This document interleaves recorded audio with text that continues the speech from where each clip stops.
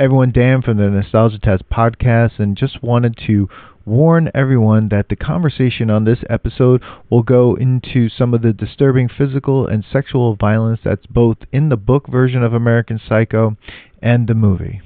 Thank you. On today's episode, we welcome back Nostalgia Test podcast all-star Billy D'Elia to put the 2000 satirical horror film American Psycho to the ultimate test, the Nostalgia Test. I have to return some videotapes. Okay. That was the best line in the movie. I didn't realize how many times he said that. Oh, it's and then amazing. I'm like, man, we always had to go return videotapes. That's right. That was like the funniest excuse, the best excuse. Now you can't make that excuse at all. None, no excuse. But everyone, now welcome. I think the new excuse is like, oh, I have COVID. Okay. Oh my god. Why can't you hang out? I think I got COVID, man. Yeah. Or look, it was the I don't know. When does this take place? The 80s. The 80s. I think it's 1989. Like there's one point where he has the Zagat guide where he's looking up to Cole Dorsey, and I think it's 1989. Dorsey. Everyone. Okay. Well, everyone. Also, did he call the club Escape that he didn't call it Escape. He called it. But they weren't pronounced that way. It was pronounced in some bougie way because it was supposed to be bougie. Like Rodeo Drive. Yeah, that's rodeo. Everyone, we know it's rodeo.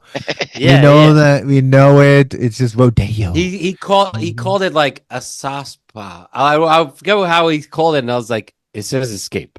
Like, what are you talking about? Yeah. Well, everyone, welcome to another episode of the Nostalgia Test podcast. I'm your host, Dan Dissinger, here in LA. I'm here with my longtime friend and co-host Manny Coelho there in New York. Manny, I mean, we've already started. We're here with Billy. Everyone, if you're not up on the episodes that Billy has done, get with it. It's I already got a lot of compliments for episodes that I'm not in. I'm like, oh yeah, Black Album episode. Yeah, the guy that was supposed to be on the episode that we just moved, the DJ, he was like, oh, I was just bumping the Metallica Black Album because of your episode. I was like, I wasn't on that one. Well, you came in. You definitely podcast bombed that one. I jumped in. Yeah, but Billy has been on that episode. Check out the Roadhouse episode, then the Roadhouse reboot episode. Oh God. The 2000 was it the 2021 or 2020 hangout, which that was a way. This podcast is about to be also the wrestling one, the part one. Oh, the 3-part wrestling episode, which we gotta. Which someone fucking called us out and said we got it wrong. Well, they got it wrong. People are wrong. Fuck you. HBK is one of the best. Is the best wrestler. Yeah, and at this point, I have to just retire the Undertaker as well now. Like, it's over. Like, all these wrestlers need to shut up. Just keep tombstoning and leg dropping and be quiet. Yeah, but they've always been whatever, and that's. Now it's gotten like now everybody has a podcast, so like now we know about it. It's the 24/7 media and the Twitter and everything. Like we didn't know what the hell they thought back. I guess they weren't. I could tell you, I'm not shocked. I'm not shocked, but it's just like when like you hear it and you're just like, what, you didn't have enough matches to talk about? I mean, come on, bro. Anyway, we're here. You need to go back to the Michael Jordan aspect of like how come you get involved in politics? And he said because Republicans buy sneakers too, right? Yes, like, yes. Exactly. Or like when Elvis was asked or something like what his thoughts were on some things or some there were musicians back then. They're like, look, I make music. I don't know what the hell I'm talking. Like, I don't know what I'm talking about. It's like people go to Kid Rock or someone like, or even anyone to be like, yeah, tell me. The problem is they get endorsed and they get paid a lot of money for it. So like, this is all cash grabs. Anyways, well, that's a tangent. People, we are here to talk about. Check out Billy's episodes because Billy's a very great guest. Yeah. And check out. He's like like a third member of the group. Yeah, because we have appreciate it, guys. We have a huge series coming up of the Metallica Eras episode. We just recorded a Thrash episode. Man, you want to come on the next one with the Black Album Load and Reload? I might. I may have to. I missed the last one. So You should come All on right, the Saint so- Anger episode. All right, so I already know Billy's ending of like we could fast forward to the end and say like Billy's gonna say this fucking passes just because first of all, I only know this movie because of Billy. Yes. Okay. I remember watching this movie. I think I might have been on shrooms one time What? watching this at your house. And I'm I was like, moving I need to go locations. I'll be upstairs. back. Yeah, Just because walking with this. this is definitely a Billy of like, oh, we're hanging out. We're just gonna put this on. Yeah. Yeah. Like Yeah, we had parties playing fucking like, beer pong. And then all of a sudden it's like Billy's just putting on American Psycho. Like, why is this on? Well, yeah, and this movie came out in 2000s, 24 years old at this point. American Psycho, directed by Mary Harron, who co-wrote the screenplay with Guinevere Turner, based on the 1991 novel by Bret Easton Ellis. It stars Christian Bale as Patrick Bateman, a New York City investment banker who leads a double life as a serial killer. It also stars Willem Dafoe, Jared Leto, Josh Lucas, Chloe Sevigny, Samantha Mathis, Cara Seymour, Justin Theroux, and Reese Witherspoon, all appearing in supporting roles. And it blends horror and black comedy. Jared Leto too. Yeah. And I said Jared Leto. I said him. We got him in there. Whoops. Don't worry. The cult is okay. To satirize the 1980s yuppie culture and consumerism exemplified by Bateman. And that's really all we really kind of need to know about this as a foundation for this movie. But yeah, I mean, if we're going to talk about first time seeing this, I mean, I think it was with Billy. I don't think I saw this any other way. I can't remember, but I do remember seeing it for we first saw in time. the theater. I don't know if you guys came, but I distinctly remember seeing in the theater. Like, I remember sitting next to Stephanie watching it and like laughing like a crazy person, and she was like, "What the fuck is wrong with you? Like, this movie's terrible." It is funny though.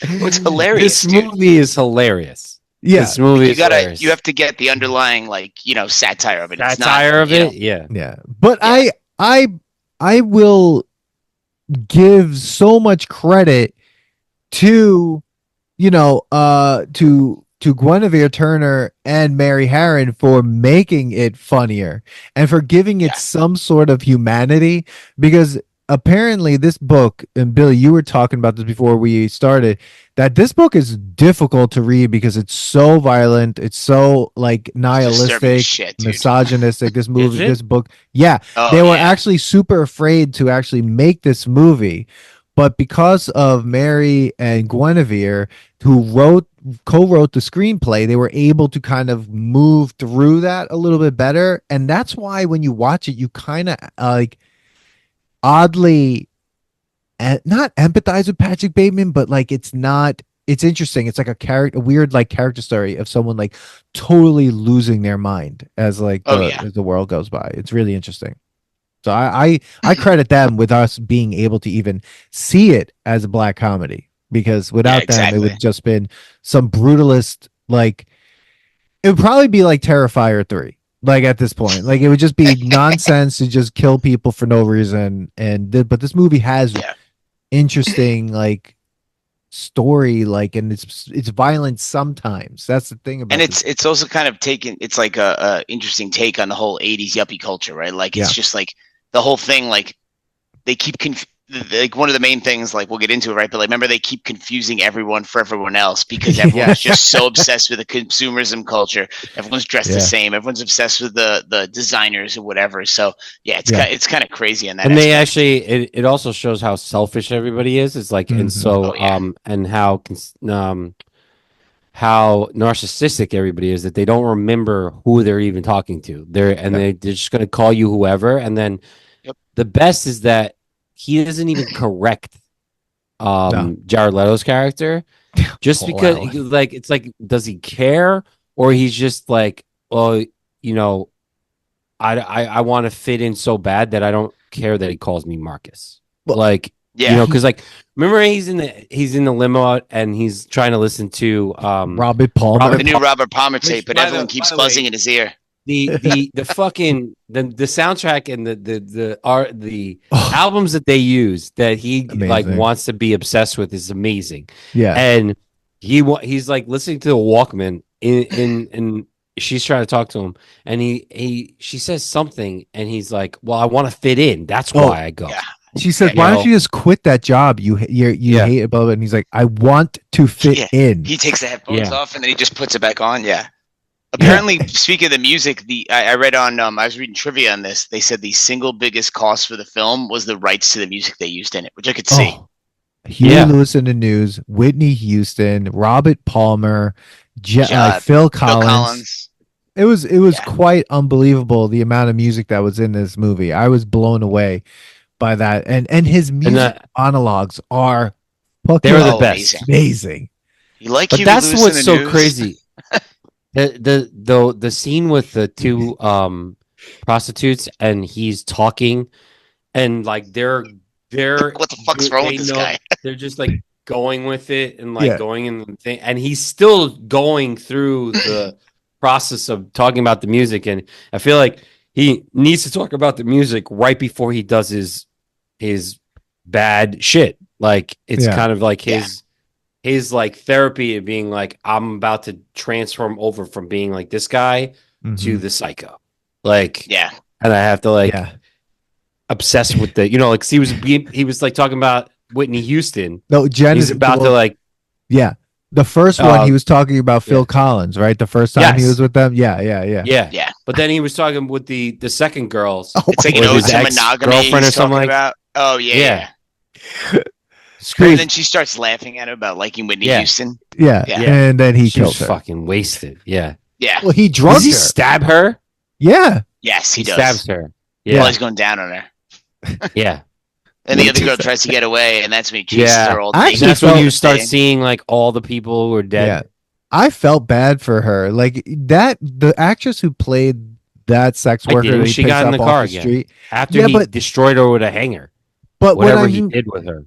But the way she acted, what she did, like it was interesting because she saw him. Like, there were shots where she was looking at him and being like, it was interesting, her take on the whole thing, because she also wasn't rich, right? So like all these other people are like these yuppie like maniacs, and she's not, obviously, right? So sees something's wrong with this guy, but she's also oddly connected because she makes these like weird like stares at him. She saw him drugging the wine.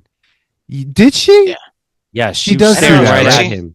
Well, then he's like, also, she's like, this is a nice apartment you have. How much did you pay for it? And he's like, well, actually, that's none of your business. Like, and that's where he's like, it's a very fine Chardonnay you're not drinking. Yeah. He's just so obsessed with like he wants everyone to think what he has is the best, and if anyone questions it, like that's where those homicidal tendencies come in. Like you see it throughout, right? The fucking business cards. Like that's where he gets in the Paul Allen thing where like, let's see Paul Allen's card. Like that scene with the business cards is like one of the best ones in it, right? Like he's just like, and it's so one of my favorite parts about Christian Bale, and obviously the makeup people did a good part about it too.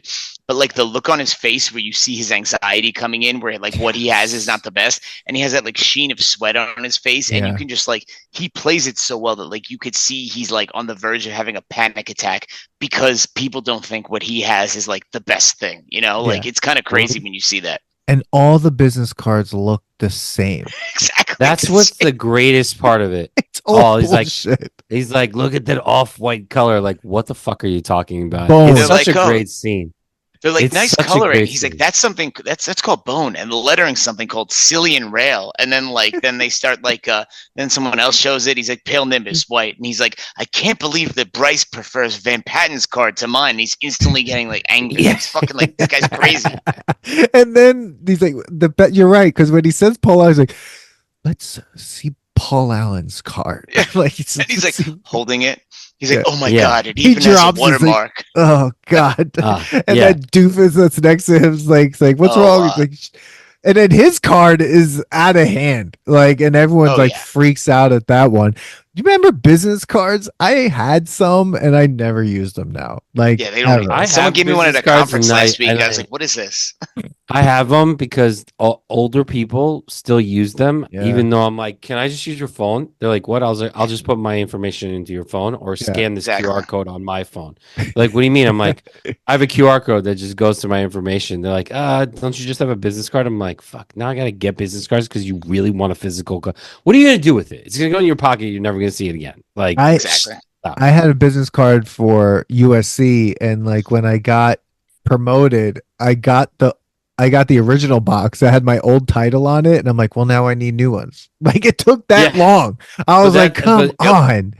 I was now like, you nah, can go to Vistaprint and get like 250 of them for like $10. These guys were paying like these guys were paying fucking hundreds of dollars for business cards. Raised lettering, in the 80s, like dude. all their shit is ridiculous. Because I remember having to get business cards from my grandfather when he, when I was a kid and like he owned the electrical company. I remember going to go get business cards and how big of a deal it was. It was like a huge thing. Oh, they're ready. Like, okay. Yes. Oh my God. Could I just say that scene was crazy. And like, he then got mad and he was going to kill the guy and choke him. And the guy thought he was gay. And he kissed his hand. And he's washing his hand with the gloves on. Yeah. He loses his mind. I mean, I think like what's interesting is first of all, this movie has some of the greatest quotes.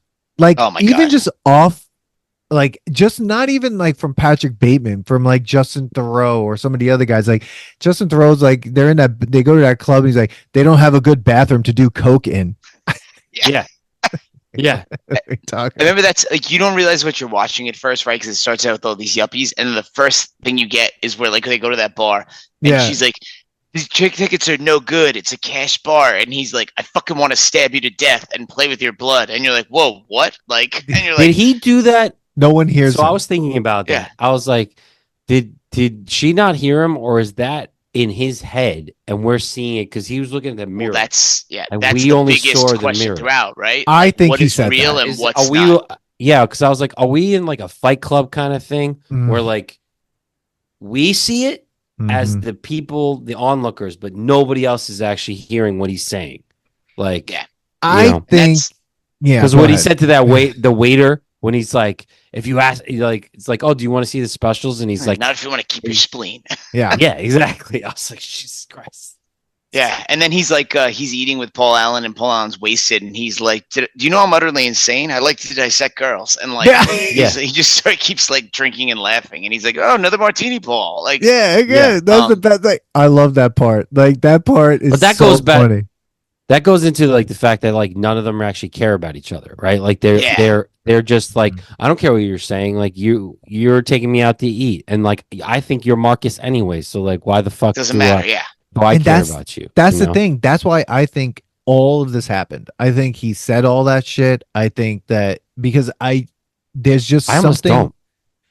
Well, that's the big debate at the center, right? Because like they kept that open ended on purpose. They said where it's like that's the big question. Like, is this that he did all this, and the yuppie culture is so focused on themselves and not caring about external that no one knows, or is he just fucking nuts and this is all in his head, right? Like, and I could see the argument both ways, and I like how they kept it open ended because I think like it kind of makes you think, and I've gone back and forth on it, right? Like I probably still straddle the line, you know? I would be so disappointed if it was just like in his head, because like then that's such a cop out, because in Fight Club he did those things. He just he disassociated and had a whole other like idea of like someone else doing it, right? Kind of like with Drop Dead Fred, where like she did those things. Like if you ever watched Drop Dead Fred, like it's the same thing.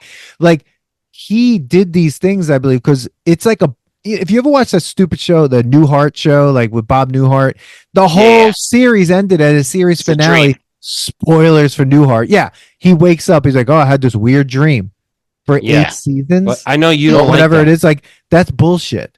Like, but see, I lean towards that this is all in his head, because if you think about the movie, the things get increasingly ridiculous. Like, who's the first person we see him kill is the homeless guy. You're like, okay, like that could happen, right? And he was from Oz. That guy was from the show Oz. Right. And yeah, the he's dog. like, I forgot that he oh, he stomped the stomps the dog. shit out of the dog. Yeah. Oh yeah, that Yeah. was difficult to watch. Yeah, he kills that guy, but then as it goes on, like it gets to the point where like when the prostitutes, whatever, like and everything, you're like, okay, like this is kind of crazy.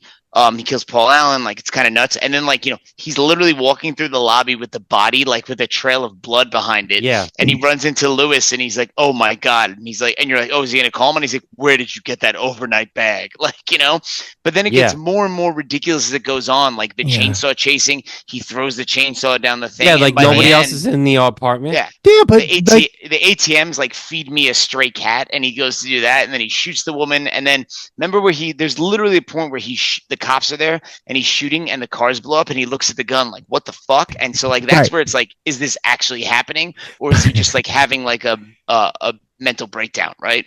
And then then you could argue like when she's looking at the journal, like or his calendar, and that it's basically all the has things nothing. he did. Yeah, and it's like, but is that just in his head? Because he really doesn't work. Like, doesn't Not at he all. like work at a place that's his dad or his grandfather or somebody? And like, everyone has the Like, same title. That's what you see in the business cards. Everyone has the same exact title. Yeah. yeah. that's So he the doesn't really have to work. But that's the materialism of the 80s, right? Yeah. He could be dragging a body through the No hallway, one cares. and no one cares. And also, it's a commentary on like, look at him, right? If he was some working class, like moron, like some working class person, he would never get away with this in a movie or whatever, right? Because we trust him, or the world trusts him, because he's like traditionally handsome person, right? Like he's really good looking, he's very rich, he lives in he lives in like a very rich building, he has this They don't ask questions. Right. They're not going to ask questions. It's the same bullshit like when we hear about serial killers in real life, and it's like, oh, he was so quiet, he was a nice guy, he was a handsome person. It's just like, but he killed like 500 people. Like, how does he get away with that, right? How does anyone get away with that? It's because we don't look to that person thinking that he would do that. Like he's just like, okay, maybe he's walking on the street in the beginning of the movie, and then he sees that woman on the corner, and then the next scene he's in the dry cleaners, like with the bed sheets. He murders that woman. He kills her. Yeah. She's dead. Right. But she didn't not trust him. She didn't find him dangerous because he's just like this like good looking guy. Yeah. In a suit. It's like, just funny that he's like yelling at the oh my God, that scene is so ridiculous. Like, why even bring the sheets there? Kill you. Holding a cigar. Like, whoa. And you see holding how, a cigar. And you see how fast he like stops. Yeah. When that woman shows up. Is that the woman she's that like, comes oh, what at are the end? those? Oh, No. it's cranberry juice, cran apple. There's a grand apple. I gotta go. I gotta go to a lunch meeting at blah blah. Isn't that Uptown? There's another one. Yeah. I love how he drops things lunch. like, I have a lunch meeting with Cliff Huxtable in 15 minutes of the Four Seasons. That was crazy. And now knowing everything about Cosby, that was fucking scary to hear. Like Patrick Bateman's gonna go meet with Cliff Huxtable. Okay. Let's not forget about the fact we talk about how great Christian Bale is. Willem Dafoe is also great in this movie. I mean, I love Willem Dafoe most things, and it's a small part, but he's so good. Like, when is he not playing a cop, dude? I feel like he plays cops a lot. He does a lot. Yeah. Boondock Saints, he's great. Beetlejuice. Yeah. But yeah, that part was amazing. And I was thinking when I was watching him in the beginning of the movie do his skin routine and the narration of the skin routine, it's so I was good. like, Patrick Bateman in 2024, I feel like Patrick Bateman in 2000 invented the content idea of like, get ready with me and here's my morning routine. Because if you watch any YouTube channel now where it's like, here's my morning routine, get ready with me, here's my they're doing what Patrick Bateman is doing, like narrating the products and how they use it and everything. It's literally but he's not they're just missing the part where he's like, I simply am not there. That pulls was the fucking thing up. Yeah, I love that part. That's where you see like, wow, this guy's all right. Something's off with this guy, and then it just keeps going. Yeah. Those internal monologues, like one of my favorite parts, and like I think one of the best acting parts of Christian Bale, because he fucking nails all those. Like, was it where they go to where like the first time you see him at a restaurant, he's like, I'm on the verge of tears when we get to a spas because I feel like we won't have a good table. Spas. Yeah, that's what it is. He's like, but we do, and relief washes over me in an awesome way. Yeah. Like, dude, this guy's nuts. Yeah. And then he goes on dinner. to talk about every person there, and that he's fucking the best friend. Yeah. Yeah, Oh he's my like, God. Bryce is the only interesting person I know. Yeah. Like, and then they have those like hipsters there, and they're like, "Hey, man, that affects us." And he's like, "What about the things in Sri Lanka, honey, where the That was- Sikhs are killing tons of Arabs?" Like, they have no idea what he's talking about. Like, Yeah, exactly. And then he puts a whole speech on, and he doesn't know what he's talking about. It's just No. nonsense. yeah, They're you talking even about- the beginning where he's like, "You want me to fry up some potato camp?" He's like, "I saw that motherfucker spinning a menorah." He's like, "It's actually a dreidel." And then they're like, "Oh, cooler with the anti-Semitic." Like, he's just trying to be like he's better than everyone, and that's the Yeah. thing. Like, and it's the '80s culture, right? Like, Yeah, where like you know, and I feel like, look, like it's something that's inherent in a lot of people, right? Like, where you want to feel like what you're doing, whether people want to admit it all the time or not, you want to feel that like what you're thinking or what you're doing may be like better than someone else's thoughts. In the '80s, that was just amplified, and then this is taking that to the extreme with the consumerism and everything. So yeah. Yeah. Now it makes a lot of sense why the '90s were the way they were. Like, because fuck like, yeah, dude. It's it's like a like when you see pushback. this, But what about Yeah. like the relationship with him and his fiance? Like he's Oh, like, it's so I'm not weird. really sure what's going on. She gets like bugged out when he decides it's like it's over. We haven't even like talked. Yeah. Like you're fucking someone else. I'm fucking like she didn't Yeah. care because she He's just like- wanted his name. I like when Like- he's like, "You're not very important to me." Oh my Yeah. god, it's so like it's so sociopathic, right? Well, And what's I- crazy yeah. is that he wouldn't even kill her. Nope. Right? No. Like there's even and then like even his secretary, he's like, you need That to was an leave. interesting scene. She's That like, was I don't want to interesting. get bruised. It's like, whoa. That was a weird. That Yeah. was I was wondering where that came Well, in, but yeah. But that was he. I thought there was so many different times in that where he, you know, he brings out the duct tape, but then she starts to say good things, so he starts to care about her. So he puts it, Yeah. not even care about her, but he doesn't. She doesn't piss him off, and she Yeah. doesn't say anything offensive until that one time, and then that's when he brings the fucking gun out. The nail which is gun, right? the nail gun is the craziest thing Yeah. because like it's so big, and I'm like, is he really gonna do this? I'm The like, best. Yeah. and Yeah. then she's like, "Oh, do you have a fiance?" I'm like, "Why wouldn't you know this? Like, you're his She's his secretary. secretary. Yeah. yeah. She would know. I like She would when know." he takes the duct tape out and she sees it. She's like, "Well, what is that?" He's like, "Duct tape." To I need it tape for stuff? taping To tape something. stuff. He's saving something. It's like, Yeah, what are you talking? but I then love the she, I scene, mean, like, Oh, she knows something's wrong with him. Yeah, she's not. Yeah, Oh, she, and yeah. that's where And that's then why she she goes, goes and looks in in the the book drawer. later. Yep. Yep. exactly. She. Exactly. Everyone in this movie was great. Reese Witherspoon was really good in this movie. Like She her was, yeah. part was perfect. She was like the Legally Blonde of this movie. Like it was like her character left Harvard or Yale, where if in Legally Blonde, ended up in New York and like fell in love with Patrick Bateman. And I was just like, let's do this. Like Yeah, I it was love, so weird. I love where he's breaking up with her, like the part you said not to import me. He's like, I know my behavior's been a bit erratic lately. Like, He said something that I had to write down. He says, oh my God. He goes, my need to engage in homicidal behavior on a massive scale cannot be corrected, but I have no other way to fulfill my needs. That's what he Yeah. tells her. And again, she's she's like, not doesn't hear it. listening. Him. Yeah. But that's She's like, why. whatever. That's why it's such a great film because, like, is he saying that out loud? it was in his head. A Yep. hundred. No, Or is I it in think his he head? said that out loud. And No people one just is don't paying pay attention attention. to And people. you're thinking that she just doesn't give a fuck Yeah, what he's saying. absolutely. The Why- mo- I, that I don't happens with the find that to model be he surprising. bangs too, where she's like, "What do you do?" He's like, "Well, I'm into murders and executions mostly." And she's like, "How Yeah. do you like murders and how do you like mergers and acquisitions? Because most people Yeah. I know that are in that don't like it." Yeah. Yes, Yeah, and then he's playing with exactly. her hair in the next scene and puts in his pocket. Yeah, yeah, I mean, her Willem head's in Dafoe. his yeah. That freezer was later. sick. Yeah. I mean, Willem Dafoe comes to interview him after he murders Paul Allen, which we have to talk about that. That's one of the most famous What's scenes the in the whole topic movie. of conversation? Oh, yeah. And then he's on the phone and talking to no one because he just picked up the phone to say they was doing something. And he hangs up. Willem Dafoe says like, "Oh, that sounded important. What was that about?" So he's like, "Oh, that just what do you say? Just business problems, examining opportunities, exchanging rumors, spreading gossip. Like it's all general Yeah. garbage. Yeah. Like there's nothing there. I mean, it was Because like, he's like, "There's definite good and do's and don'ts, good buddy, of wearing a bold striped tie. A bold striped tie requires like," and he goes into that like, yeah, it's just Yeah. Yeah. it's so fucking vapid and like shallow. Like there's nothing behind it, you know. Speaking Yeah. of that, by the way, this is really interesting. I read this in the trivia. Let me see if I can find this here, where it said, Looking for a way to create the character of Patrick Bateman, Christian Bale stumbled onto a Tom Cruise appearance on The Late Show with David Letterman. According to co-writer and director Mary Herron, Bale saw Cruise in this very intense friendliness with nothing behind the eyes, and Bale subsequently based the character of Bateman on that. Interestingly, Tom Cruise is actually featured in the novel. He lives in the same apartment complex as Bateman, who meets him in an elevator and gets the name of Cocktail wrong, calling it Bartender. What? Yeah, in the book, I remember that now. He's like, yeah, you were great in that movie Bartender. Holy shit. Yeah. That's funny. Yeah. That's but crazy. he based it on like Tom Cruise having nothing behind the eyes, which we can all see that, right? Yeah. Wow, Yeah. that is crazy.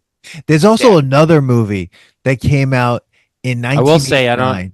Go ahead, Manny. Go ahead. I don't know if we're gonna beat this out, but I used to work with a bunch of Scientologists, and none of them had anything behind the eyes. Yep. Like it was like weird. Like they all had a look.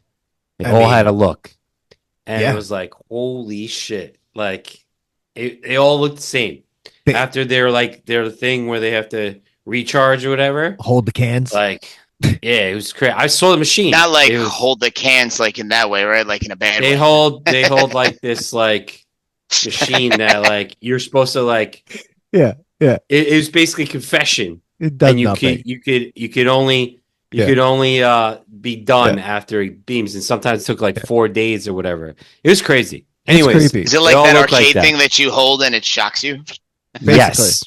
Basically. Shit. That's what it fucking looks like. Yeah. I mean, my God. If you come on Hollywood, if you walk down Hollywood Boulevard, you could see like a bunch of them, like a bunch of Scientology churches, and people. I don't know if they do it anymore. For a little bit, they would stand outside and try to get people to come in, and then I feel like they stopped doing that because people just yelled at them. They were just yelling at them, like being like run away. There's a law against that now too.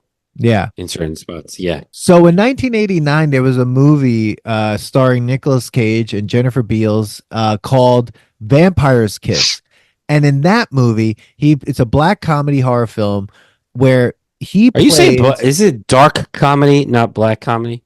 Well, there's black comedy and dark comedy, I think.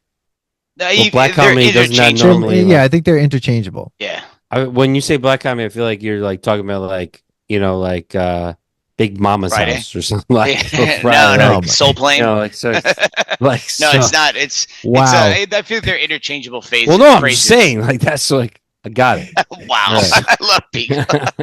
So anyway, in this movie, Nicolas Cage plays a New York City literary agent and a narcissistic yuppie with little in his life but work and one-night stands and frequent appointments with his therapist, right? So then as what happens is he sort of gets bitten by a bat, and then he sort of starts to change into a bat, and he ends up murdering a bunch of people as well, and at the end like he's like losing his mind and he dies.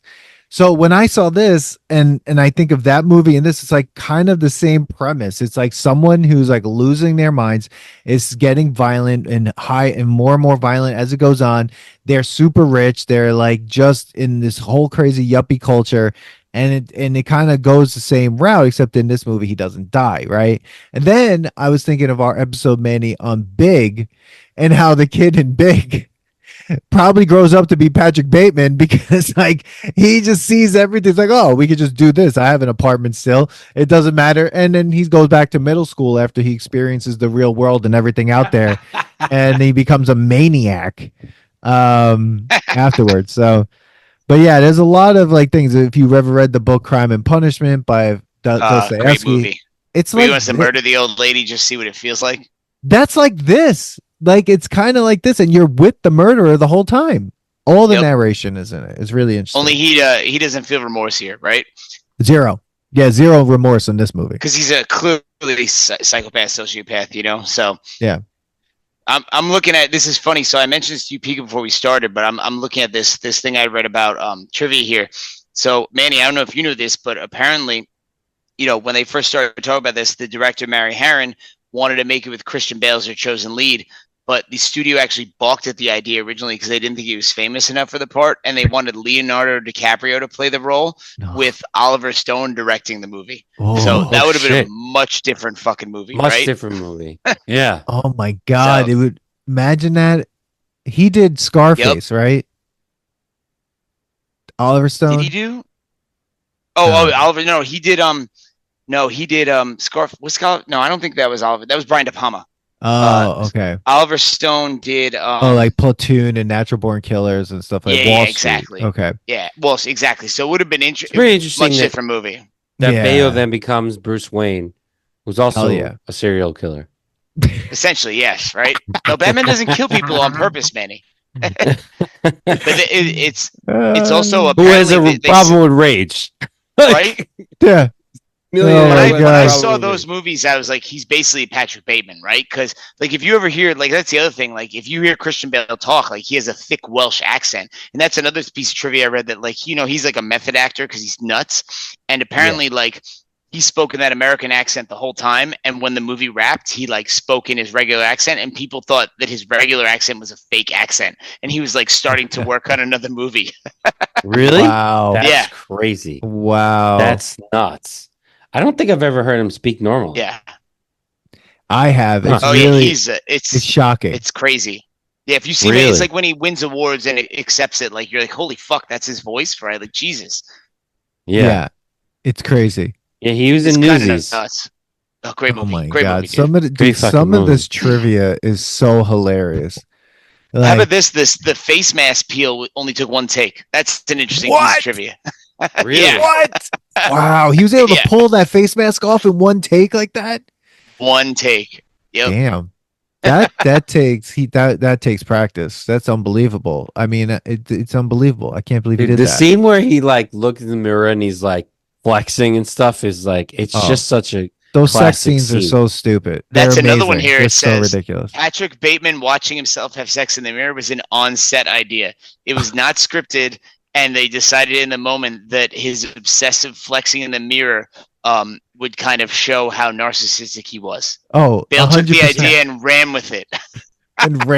Christian Bale's a maniac, dude. The scene before that, when he takes the video camera out and he tells the one girl to start dancing like randomly, that's he's talking about Phil Collins. Yeah, he's talking about Phil Collins. Like, I want you to start dancing, and then she's like, I want you to bend over. Yeah, don't just look at it, eat it. Yeah, that was the greatest line. That's like the transition, right? He's like talking about Phil Collins, and he's like, "Don't just stare at it, eat it," and like then he jumps into it. Oh God, that was. And then so like funny. even when she's in the bathroom and he's like, she's just totally fine being there. And he's like, "I want you to clean your vagina, but bend over." Like, it's crazy. And he's laughing. He's like water on. He's like throwing water, and he answers the phone. Oh my God. But like it was crazy. Like then when he sees her again and she's like, yeah, my friends told me to get a lawyer. Yeah. Like, and he's like writing her a check and he's got cash. Waves the money. Because like all you see is that he's got hangers and then it cuts and then they leave. Like he didn't want to kill them then. No, he just wanted to hurt them. He just wanted to hurt them. So that was like right before he really went on this. And he had already killed some people before that. This just like was like a weird like non-killing scene, I guess. But because he murdered that woman that he saw on the street. Like he murdered that person. That's and he murdered the homeless guy. You don't see it, but the homeless guy's the first one you see on camera. Yeah. And then the hookers are next. Yeah, and then it's where he's like hurting them, right? Yeah. Yeah, that was interesting because he's definitely clearly like he gets off on people's pain. Like remember when he's like even like working out while watching Texas Chainsaw Massacre, and you're like, "What the fuck was that?" During that crunches and he's like, "Oh," with the chest. So I was like, Jesus. So apparently, according to the trivia, during his big chainsaw scene, that was the chainsaw scene. Oh, that was another chainsaw scene. Where he was butt naked and had no problem with it at all. He just had a sock on his junk and sneakers. Yeah, he's just walking around with a sock on his penis on the set. I mean, if I was jacked, I would never wear clothes ever. Like, I want to know. This is that scene where he is chasing Christy through the hallways with the chainsaw, right? Part of me thought, and this is, I guess, because of us doing this podcast, I couldn't stop but think, I'm like, okay, Christian Bale's character, Patrick Bateman, had the wherewithal to put shoes on before he walked out. Maybe he just fucks his shoes on. Bruce Willis Who knows? could not put his shoes back on in Die Hard. Like he was like, time to run out without shoes. Like, and the whole time he's without shoes and socks. But Patrick Bateman's like, gotta put my Jordans on before I go run after this girl down the hallway. Like, I was like, come on. That was so weird. Oh my god, that was so weird. That was so weird. Yeah, dude, one of my favorite parts of this movie is just like I talked about before, where what I feel is the climax of the movie, right? Where like everything is spiraling out of control. He's the cat at the ATM. It kind of starts it, and then everything goes nuts from there. And then you get to that point where he's in his office doing the monologue where he calls his lawyer, and like once again, like I said, like the sheen of sweat on his face, and he's like, "Tonight I just had to kill a lot of people." Like, He's Christian Bale is amazing there. Like, that was my favorite. Apparently, scene. that took 15 takes, but I could see that because apparently it says that Bale's energy was better and better the more drained he got. So it said what's in the film is one of the last takes he performed, because as he got more and more exhausted, it was just more like it felt more real.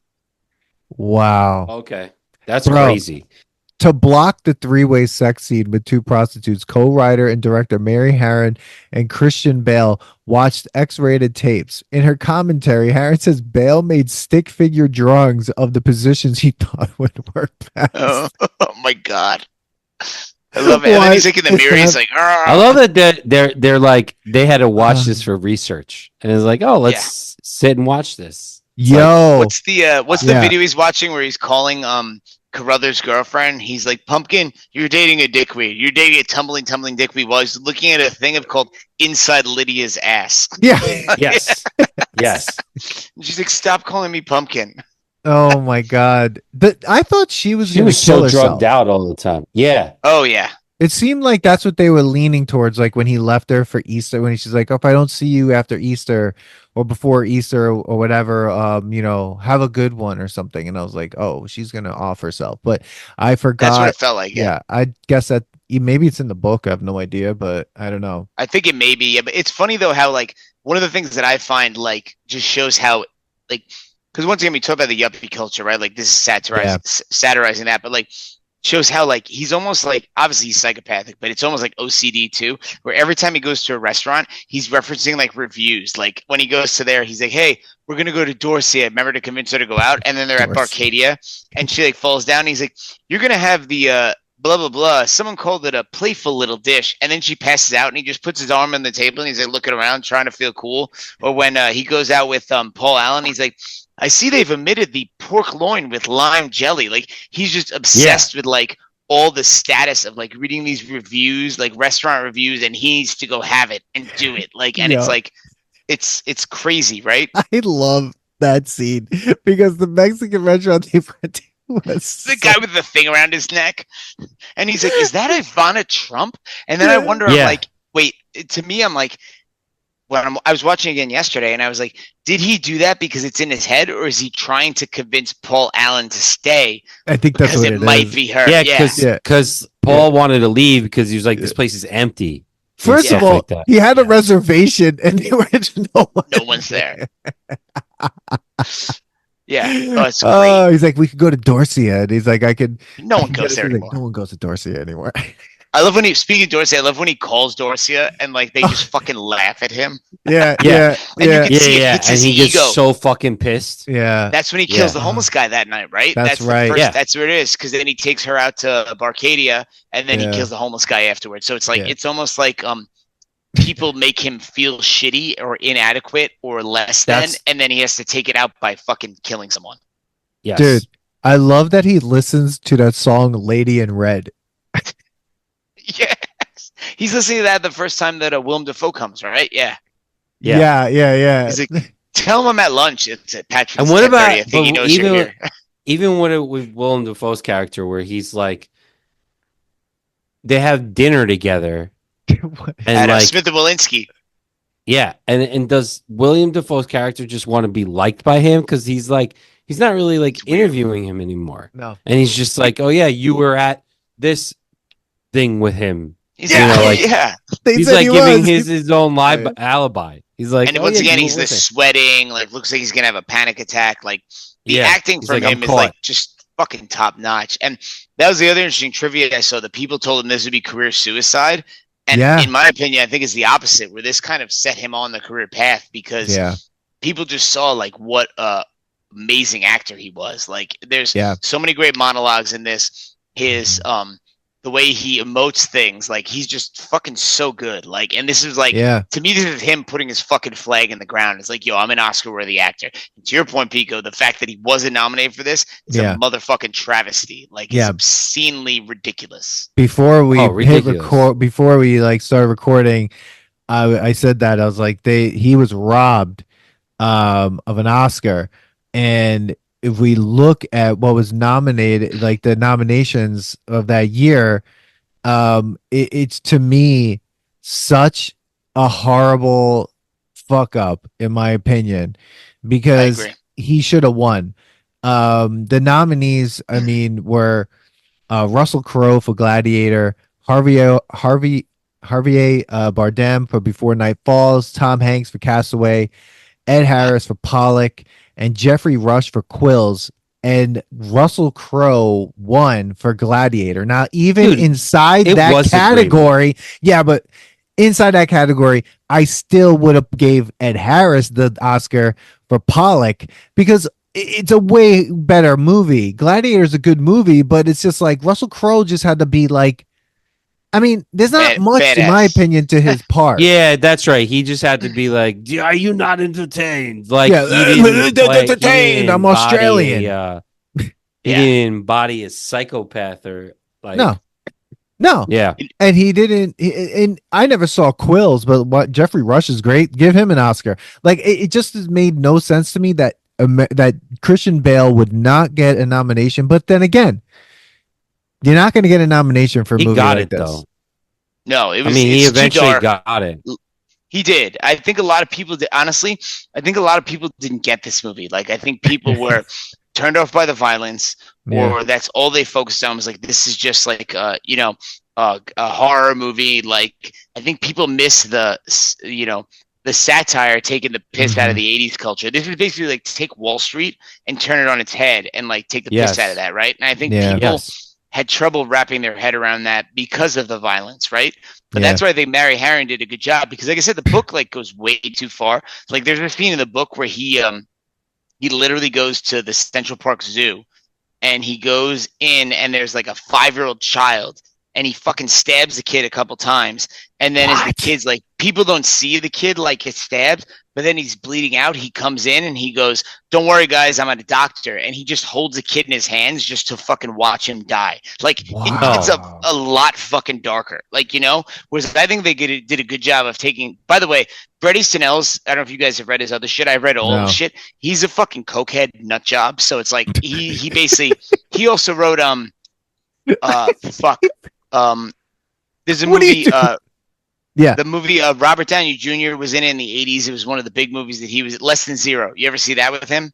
No. He wrote that too. Where all it is about vapid culture where no one has any values and everyone is just doing a lot of drugs and fucking each other and all this stuff. And this was like the natural progression of that. He then progressed after this. We wrote a book about male supermodels where one of them is a serial killer. So like he's just fucking Bret Easton Ellis is coked out of his fucking mind and like just writes crazy shit. And I thought Mary Harron took the source material and did a good job of making it I will argue this. Some people may disagree. The movie, like normally, the book is better than the movie. This movie is 1,000 times better than the book because the book is filled with gratuitous, unnecessary, uncomfortable violence because this guy wrote it while he was coked out of his fucking face. Right. And I think Mary Harron took that source material and said, how can we make this a satire in the 80s? Yeah. And like digestible on fucking great job. Yeah. And let's shout out. Yeah. It is. Yeah. Let's shout out Guinevere Turner as well, who also did the co-writing with her. She the screenplay. Yep.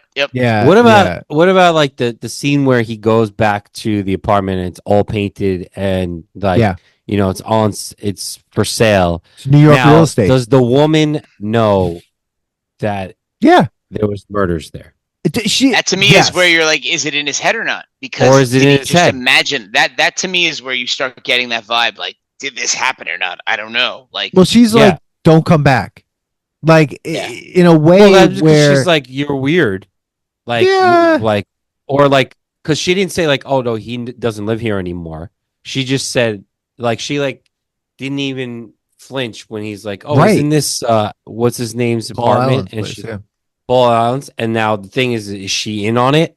Does she know? And it just like doesn't matter because it's yuppie culture, and you're like, yo, it's put it under the rug. Like we painted it.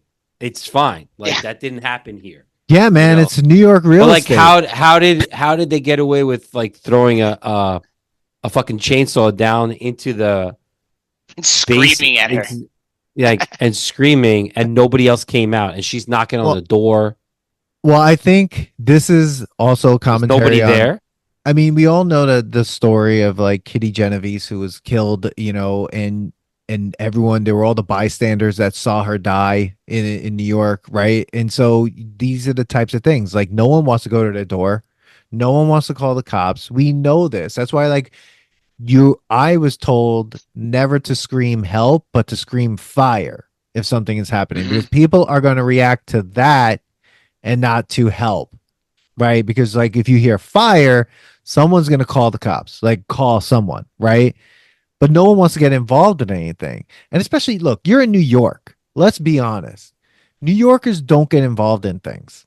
They just ignore what the hell is happening. Go about their fucking Nowadays life, they just fucking they feel Record like they record it, or they don't want to like, you'll even see it in the recordings where like something's happening and other people are just like kind of like, I don't want to get involved because they don't want to get hurt or fucking in trouble or be part of this whole thing. Yeah, I mean, I was trained. I was taught as a kid, like living in New York, being like, you mind your own business. You just go about your day. You mind your business, and that's dude. it. I have a friend of mine who said that he was driving in a car with his dad, and he saw a man and a woman having a domestic fight. He jumps out of the car and he goes to like, save the woman from being beat up by her husband. The woman starts punching my friend. Yeah, and the father's like, that's why you don't fucking help anybody. Like, like that's why you mind your own business. Like, and that's that. You're right. Maybe like nobody came to the door because they're like, we're not dealing with the shit that's not happening outside. Yep. Right. Not our problem. Even though like your friend, like that person, they did the right thing, even though if they got beat up, like they might have helped that day, right? Like it's like, but I feel like especially in New York in the 80s, like that's a totally different place. Like, you know what I mean? It's, and I can believe that they would sell an apartment, get it ready, and get it the fuck on the market because of the commission. You know what I mean? Like, let's be honest. Like, it's just like, oh, who died here? Oh, these are just a bunch who cares? Who gives a shit? All right, so then let's go to the lawyer. Yes, I think the lawyer's the same thing. I think the lawyer's the same way. I think the lawyer's just like, the way he looked at him, he was just like, bro, I'm telling you that it's all good. Shut the fuck up. You're too rich to go to jail. Like, that's how I saw it. Like, that's I was how like, you look at it. See, I think it's more like, to the lawyer, to me, just hits on, once again, the whole idea that everyone is interchangeable. We're like, it's all right. Like, and what drives it home for Patrick Bateman, what makes him feel nuts, is this idea that he wants to be better than people. And it starts with the Paul Allen thing where he's like, oh, where's Cynthia tonight? Because I think his Halberstram. He's like, oh, I believe she's out with Evelyn Williams. And he's like, oh, Evelyn Williams, great ass. Takes that dork Patrick Bateman. What a loser. And then like when he tells the confession, like he runs into Carnes at the end and he goes, hey man, what's going, I did that. And he's like, your joke was amusing, but come on, you have one fatal flaw. Bateman's a dork. He's boring, spineless, lightweight. So like it instantly triggers that like inferiority complex for him. And then does the lawyer think he's someone else? Does he think he's Marcus? He does, yeah. He thinks he's what does it say? Did he call him Mr. He Smith keeps calling him, I'm looking at some, Davis. That's what he's calling him. He's calling him Davis, whatever the fuck that is, right? Because all these guys look the same, wearing Oliver People's glasses and fucking Armani suits, right? Yeah. They're but the same also white says he had thing. dinner So, with Paul and he's like, Allen, I've right? spoken to you 10 days ago. I had dinner with Paul Allen. Yeah. Like I had dinner with him twice in London. I don't think he So, knows like, who is Paul he just Allen covering- is. Probably Also not. a good point, right? Yeah. And then I love that's a the good point. commentary at the end where he basically says, like, you know, there is no barriers left to cross. Like, you know, Yeah. there is no catharsis. Like, he basically is like, so that's why I'm ambiguous on what's going on. Like, I go back and forth on this. Did he do it or not? Because I think either way, I actually love how they left it open ended because I think humans' natural desire is to have something explained to them, especially when we're watching movies we want to know or reading a book. Like, we want to know. And I love how it's ambiguous because it's open for interpretation. I'm not even kidding you. I've probably watched this movie a fucking 100 times. Like, not even kidding you. Like, and I still go back and forth. I'm like, did he do it or not? Because every time you watch it, you pick up different things. You like interpret things different ways. So, and I love how they kept it open ended at the end. But it just shows that, like, whether he did it or not, as he's giving that last monologue, you see his secretary looking through the book and you're seeing all the crazy shit he did, right? Like, you're seeing like a fucking shotgun. By the way, another disturbing scene from the book, and you can cut this, by the way, if not. But at one point, he pours acid, just to show you how disturbing this book is. He brings a woman home to the house. I don't remember if it's a hooker or not. He fucking pours acid on her fucking pussy, and then he shoves a PVC pipe up it. And he shoves a hungry rat inside the PVC pipe to eat her from the inside, and then he winds up cutting her in half with a chainsaw. Like, it's graphic. Like, that was one of the points where I had to put it down because I was like, and like my description right there is like the basic bare bones of what it is. It gets 1,000 times more graphic. Where I was like, I need to put this book down because I don't like how this is making me feel right now. Like, it's like it's very fucking disturbing, bro. I don't even know if I should keep that in the So show. I would probably take that out. Like, it was in the Or if I just put a trigger warning in the beginning of this episode, but it's in the book. It's in the book. So I mean, it's like not something where I mean, this is stuff that's happened in the book. That is that. But okay. So we find that disturbing from the book, and that is quite disturbing. Yeah.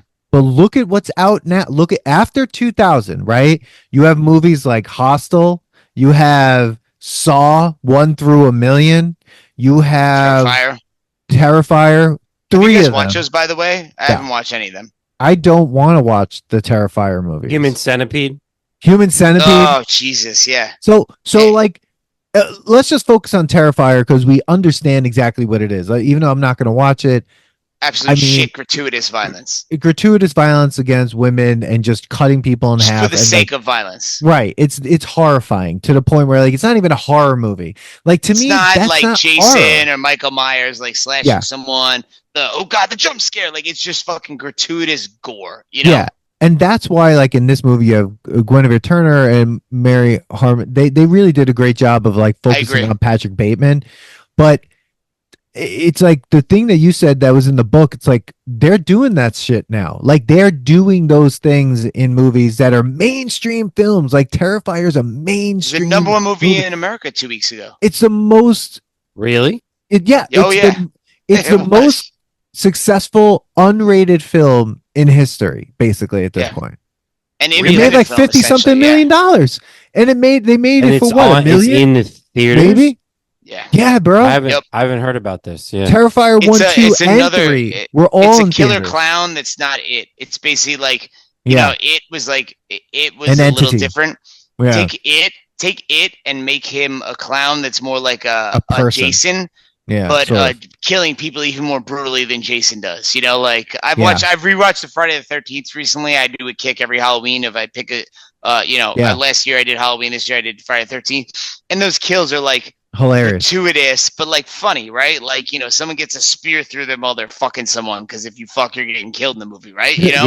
Was it in the one where like he's in space? They're in space where he beats the people in the sleeping bag when like they're in a sleeping. Yeah. That shit was funny though. That was ridiculous. Yeah. I think it was 3 I watched this week where he's the people are trying to fuck in the hammock and he sends a spear through both of them. Like, they're ridiculous kills, right? So Whereas stupid. Terrifier, it sounds like I haven't watched it, but it seems like it's like gratuitous. Like, which like look, we all grew up on those 80s horror movies, right? Like the slasher genre. Evil and now Dead. like yeah. Oh, fucking Evil Dead's great, by the way. I love those fucking movies.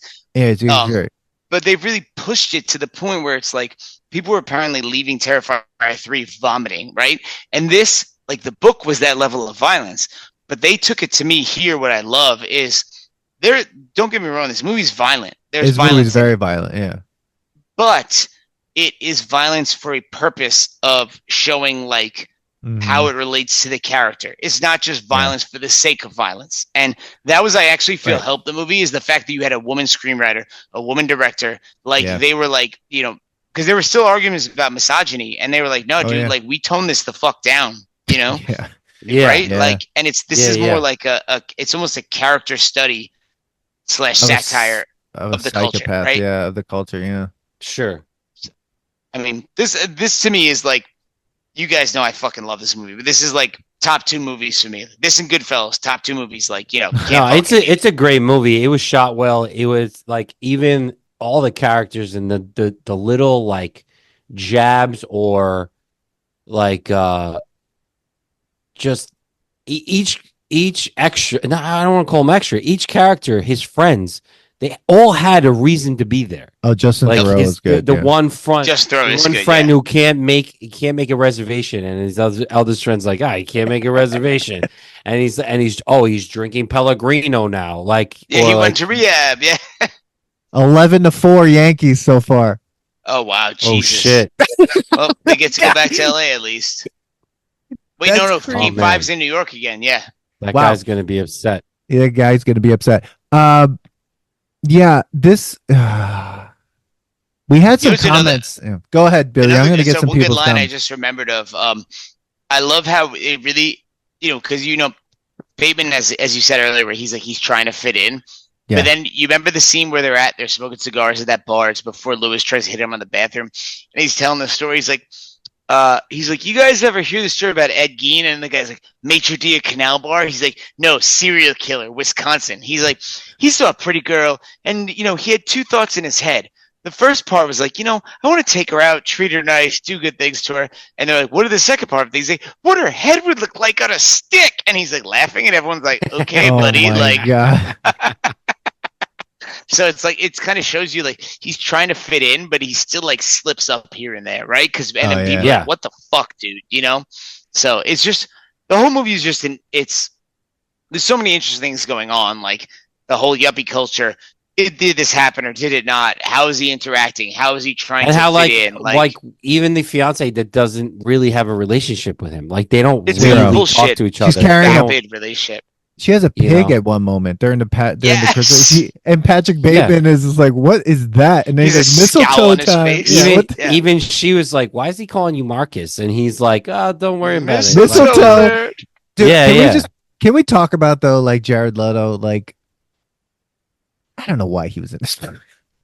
I'm glad that he got there to get axed. Yeah, like, I hate Jared Leto. Yeah, like, what are we doing here? Like, 30 seconds to Mars sucks my balls. That fucking man sucks. Yeah, I wish it took 2 seconds to get to Mars and then like 0 seconds to come home. Because, like, you know, I mean, why?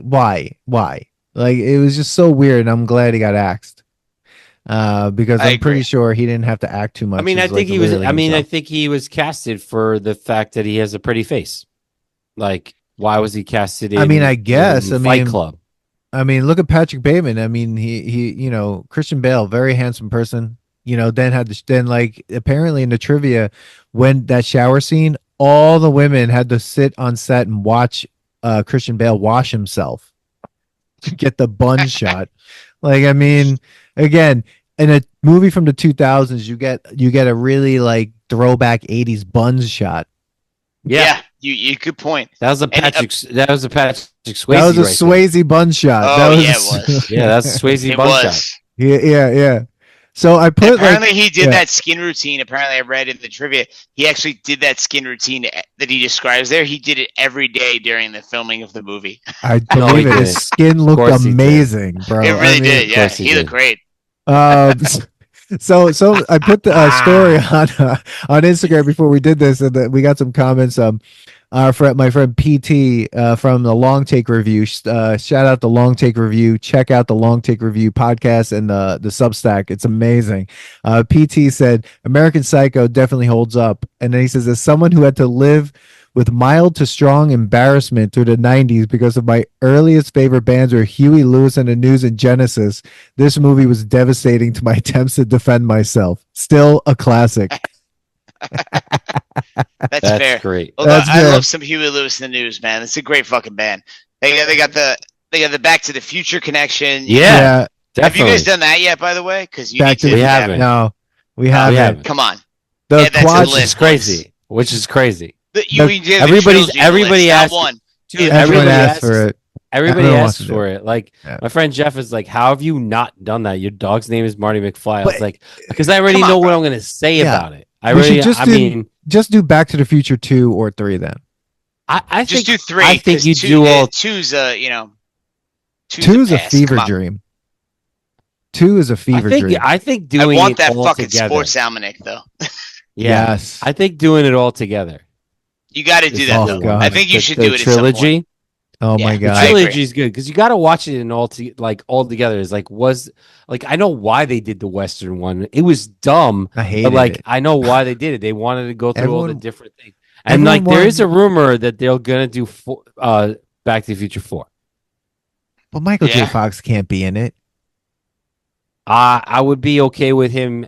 So some people would say like Tom Holland as Marty's like. I kind of see it. Can we just put it to bed and not have another one? Like it's been done. It's good. It was like when they did Teen Wolf with what's his face, Jason Bateman. Yeah, I saw that in the theater. Teen Wolf 2. I remember seeing that. Yeah. Yep. What was the point? So my grandma in the theater, piece of shit. Yeah. Now, did you guys see that movie was terrible? But I watched it a couple times. But did you see that him and Michael J. Fox were at like a game a couple years ago, and they were like the two Teen Wolves. Like they shut up. Hilarious. Yeah. Wow, that's awesome. I love that. Speaking of remakes, by the way, you say they're going to remake this fucking movie. By the way, that's what I wanted to bring up. They're not calling it a fucking remake. They're calling it a reboot, and they can go fuck themselves because this fucking movie should not fucking be touched. And they said they're going to hit on the source material more, which is going to fuck off, man. Like, I'm sorry. This is a big problem for me. So, with this. American Psycho is getting a new reimagining from director Luca Guadagnino. Right fuck you, Luca. They shouldn't touch this. I would say fuck you to this. Yeah, no you're changing the whole thing, man. He's an Italian film director. It's going to be a Thrasher movie. Yeah, and if they're going to lean into the source material more, because once again, I forget where I read the article, but like, don't call it a remake, it's a reimagine. I'm like, that's some fucking bullshit fucking language. Hey, we're not going to fuck it up. We're reimagining it. No, get a new idea, asshole. Read another fucking book and make something different, you piece of shit. Like, no, leave this fucking movie alone. I'm sorry. I'm very, very I know I'm very adamant about this. Yeah. No, I get it. No. I don't. He did the remake of Suspiria. That's right. Okay, he did that. What is that? Suspiria is an old. It's an older Italian horror film about a ballet school, and actually, that was done in the 70s. It's really interesting. Though the director's a creep, so it's also. Is it a good Italian horror movie, or is it like on the Cannibal Holocaust scale? No. It's not like that. It's an actual movie. It's an actual film. That was an Italian director too. Where they thought people actually got. Is it worth watching, or is it just ridiculous? People thought people actually got killed and eaten. Yeah, right? I think they got put on trial. Yeah, they killed a turtle in it. There's a lot of things that people thought really happened. That I think also some stuff might have happened, like with the indigenous people there and stuff. The Italians love their satanic panic too. Like, remember the what's the broad from Seattle that like her roommate got killed and they said she was a Satan worshiper? What's her fucking? Yeah, you know what I'm talking. Yeah. These fucking. We're all Italian here. I mean, me and Pico are Italian here. Sorry, man. But like, those Italians over there get a little fucking nuts. Like, let's calm down with the Satan stuff, guys. I mean, he is putting out a movie. What's interesting, it's coming out this year based off a book by William Burroughs that I read called Queer. And he's doing that movie. That's off a different book. There hasn't been a movie about it. Do that. That's fine. But go with that. Do not do this. Because this movie, if they're going to do more of the source material. Was there American Psycho 2? Okay, so yeah. in 2002, Yeah, there was I've an seen it. American Psycho Really bad. 2 with Mila Kunis. Why was No. there? I've never seen it. I don't I've want to seen it. It's see it. bad. It's not good. And watch it. it sounds terrible. And that Don't watch movie only made $10 million. Yeah, And it was really only bad. it was only 88 minutes long. That's not even a movie. Yeah, Wow. it's much different. This movie was made for $7 million and it only made $34 million. Wow. It's a travesty, man. It's a great film. Like it's very well done. It's to me this is the step off for Christian Bale launching into the stratosphere as like an Oscar-winning actor, in my opinion. Right? Yeah. Like I think people are like, holy shit, like who is this guy? What can he do? And I Yeah. still, like I said, I just remember the first time I watched this. Sitting in the theater, I really don't remember who was all there. I just remember sitting next to Stephanie Machado and like laughing, and her looking at me like I was a fucking nut job because I was laughing at this movie. So It's hilarious. oh my god! So, So the good. podcast, the Pop Culture Reflections podcast, said their favorite scene was his daily skin routine. They said it definitely passes Great the scene. nostalgia test. Jeremy said you should do one where it's just Bill drunkenly reciting the entire movie from memory. Shout out Jeremy, who's on the quite Black Album possible. episode. Yeah, Yeah. and the Mrs. Doubtfire episode. we're gonna put that in the Patreon part of it. It's just Exactly. It's like, going to be me record doing the Billy. monologues. Yeah. And my friend Eric Fuhrer, who came out with this great book about he's coming out with a memoir called My Buffed Up Life, and he did a whole book of poems about his own personal identity journey that's called Geller Studies, that has to do with all these Sarah Michelle Gellar characters. Really cool. He was just at USC and did a workshop for the students, and he said, oh my god, that movie fucked me up. So I mean, like, there's a lot of strong good way. reactions. Yeah, there's a lot of strong reactions to American Psycho, and I think we come to the part now where it's just like, one, don't reimagine this. We're going against Happen, guys. Get over it. and plus, again, I remember you said this, Bill, in another episode when we talked about Roadhouse. It's too close. This movie's 24 years old. It's not ripe for a reboot, right? No, like exactly. it's too close. We've This is seen not it. like Scarface, the one we all know and love with Al Pacino, is Yeah. a remake, but it's a movie from the fucking 30s, 50 Yeah. years later. Like, like different, Yeah, you to know, the like point where we and didn't film even know it changed so existed. much, right? Did- But what- when a movie is still in popular culture where people like know and remember it, to reimagine or remake it is fucking lazy in my opinion. Like, fuck off. Yeah. Find a new idea. Yeah. So hashtag not my Bateman and Fuck yeah. hashtag not my Psycho.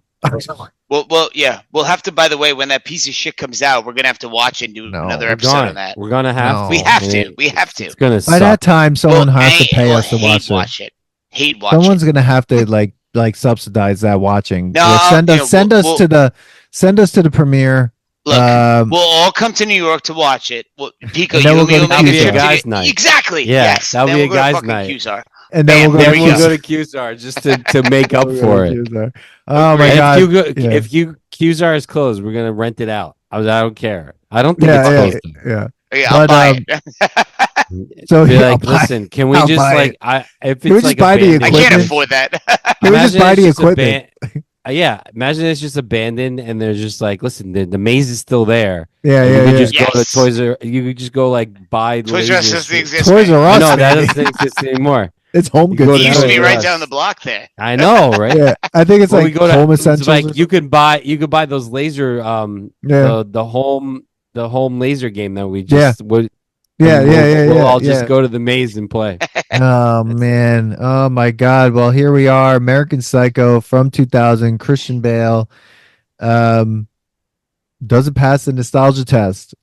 I'm gonna say yes. Obviously, I think it passes. I'm gonna It's a great say film. it fucking definitely passes. It's a great film, and if you haven't watched it and you're listening up to here, we're sorry, but you should still watch it anyway. Because Oh yeah, nothing we I said. didn't- should I don't. take you I've from not watching. watched it that many times. I've probably watched it like maybe 8-9 times, and like I was like, damn, this is just. It's just a good fucking. It's a The great timing is.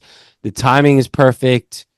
I would argue that every single actor in this movie does a great job at every single scene. Absolutely. Every scene. And there's gold in every little nuance that's happening. Like, what's up with the club and the Charlie's Angels dancers that are just like, 80s they have clubs, guns man. in their hands and they're just going like Love this. it. Like, what the fuck is happening? And then there was Halloween at one point. Like, it was crazy. That's great. Yeah, that was great. Yeah, I'm with you guys. This passed 100% for me. Manny, I probably watched this movie like not even fucking with you like 100 times. Like, I think who said it earlier? We were talking about like we'd be like drinking in my Astoria apartment, like, guys, let's watch American Psycho. Like, I've watched this movie like 100 times. I fucking love this movie. It 100% passed the nostalgia test. What kind of made Christian Bale like one of my favorite actors? I just think it's, and to me, it's every time you watch it, like you see little different things. Like, and to me, that's something that also like a movie that like kind of holds up the test of time is if every time you watch it, you get a different vibe from it or a different feel. So, and 100 times in, I'm still fucking watching it. I'm probably going to watch it again after this right now. Return some videotapes. I'm not crazy, people. Just like this movie. I gotta return some videotapes. No, like that's the best line. That's the best line. It's like, where were you? I had to return videotapes. Yeah. Like, oh, okay, yeah, that takes a while. Like 100%. Yeah. I mean, we all remember that. Like, this guy wouldn't just buy videotapes. He's got CDs like beyond CDs. I love it. Exactly. Crazy. I mean, the biggest piece of advice I have to give to the viewers of this podcast and the listeners of this podcast is don't just stare at it, eat it. Oh my God. And on that note, everyone like, subscribe, and share this podcast. Share buy with a piece of everyone merch so that we can start paying our dues. So Dan can get something to pay for posting on Podbeam. And you know what? And it's just like if you share it with one person, that would just share it with one person, and it would help so much. And that's what really helps. Share and then leave 5 stars like on Spotify or a comment. That would help. But really, the sharing that we're like the Grateful Dead people. Rest in peace, Phil Lesh. But like we're like the Grateful Dead. Share it, word of mouth, get everyone out there to listen to this episode and every other episode that we've done. All the way back to the cocktail episode, even though it sounds like garbage. I mean, the comedy is amazing. And you'll love Smash that like and subscribe button, guys. Do it right now. Smash it. Do it. Smash it. Eat it. Later. Oh my God, everyone. We'll see you on the next test. Thanks for listening to today's episode. Please subscribe to the Nostalgia Test podcast to know when new episodes drop. Don't forget to leave us 5 stars and a positive review so more people can find the podcast. Share your thoughts and memories on today's topic on our Twitter @NostalgiaTest and on Instagram @TheNostalgiaTest. Tune in next time because you never know what pop culture will pop up on The Nostalgia Test.